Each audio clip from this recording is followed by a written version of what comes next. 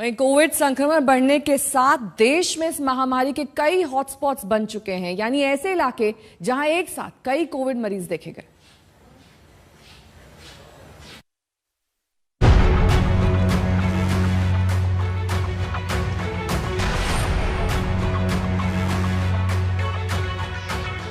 भारत में किसी भी दिशा में चले जाइए, आपको हॉटस्पॉट ही हॉटस्पॉट नजर आएंगे। ऐसी कोई जगह नहीं जहां कोरोना पहुंचा नहीं।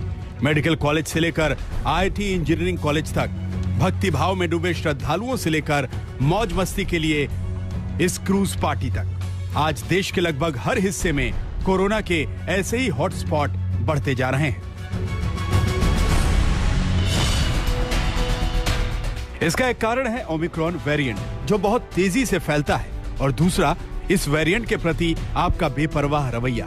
इसीलिए वीवीआईपी से लेकर आम इंसान हॉटस्पॉट की वजह बन रहे हैं। ये पटना का नालंदा मेडिकल कॉलेज और अस्पताल है, जहां बड़ी संख्या में डॉक्टर और मेडिकल की पढ़ाई करने वाले छात्र कोविड से संक्रमित हो गए हैं।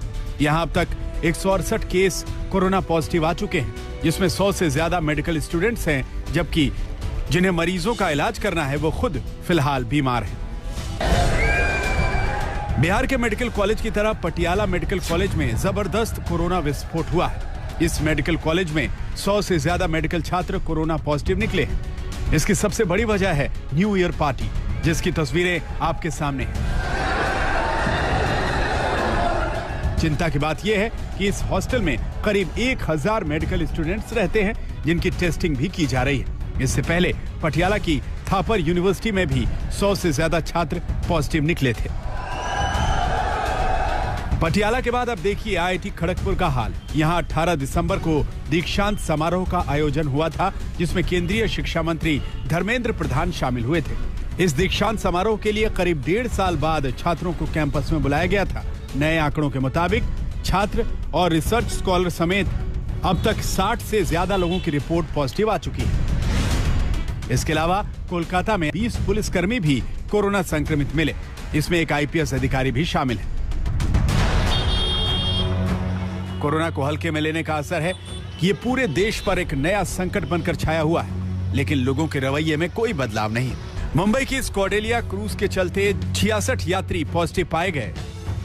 इसमें बड़ी संख्या में कोरोना मरीज पाए जाने पर प्रशासन ने शिप से उन्हें गोवा में उतरने नहीं दिया। अब इन्हें वापस मुंबई भेजा जा रहा है। यह जहाज 1 जनवरी को मुंबई से गोवा के लिए निकला था, लेकिन क्रू का एक सदस्य कोरोना पॉजिटिव पाया गया था। चालक दल समेत शिप पर 2017 लोग सवार थे। सभी का बारी बारी टेस्ट किया गया तो 66 यात्री पॉजिटिव पाए गए।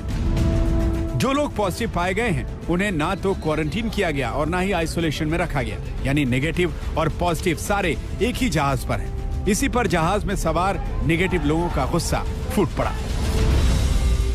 तो जब इन लोगों को पता चला कि शिप मूव नहीं हो रही है, तो ये लोग जब इंक्वायर किए तो पता चला कि कुछ गड़बड़ है शिप में। तो 2-3 घंटे बाद पता चलता है कि एक क्रू मेंबर पॉजिटिव पाया गया है। तो पूरी खलबली मच गई शिप में। उसके बाद 4-5 घंटे के बाद एक टीम आती है पीपी किट में, जैसे आपने बताया, और 2016 लोगों का उन्होंने टेस्ट किया। टेस्ट करने में 2-4 घंटे लग गए, रिजल्ट आने में 5-6 घंटे लगे। मतलब परसों जो शाम में निकलने वाली थी, कल शाम में आरटीपीसीआर का टेस्ट रिपोर्ट आया, जिससे पता चला कि 66 लोग पॉजिटिव है। अब जांच इस बात की हो रही है कि जब महाराष्ट्र में कोरोना को लेकर इतनी सख्त पाबंदी है, तो एक जहाज पर 2000 लोगों को कैसे जाने दिया गया। नए साल का जश्न मनाने के लिए तीर्थ नगरी ऋषिकेश घूमने आए 28 पर्यटकों को कोरोना होने से हड़कंप मच गया है। अब स्वास्थ्य विभाग और पुलिस प्रशासन तीर्थ नगरी घूमने आए पर्यटकों की ट्रेवल हिस्ट्री ढूंढने में जुटा है। कोरोना संक्रमित पर्यटक दिल्ली, हरियाणा, यूपी के मेरठ, मुजफ्फरनगर और राजस्थान के रहने वाले हैं। जाहिर है संक्रमण की चेन फैलती दिख रही है। पटना से रोहित सिंह, मुंबई से सौरभ अख्तानिया, साहिल जोशी के साथ आज तक ब्यूरो।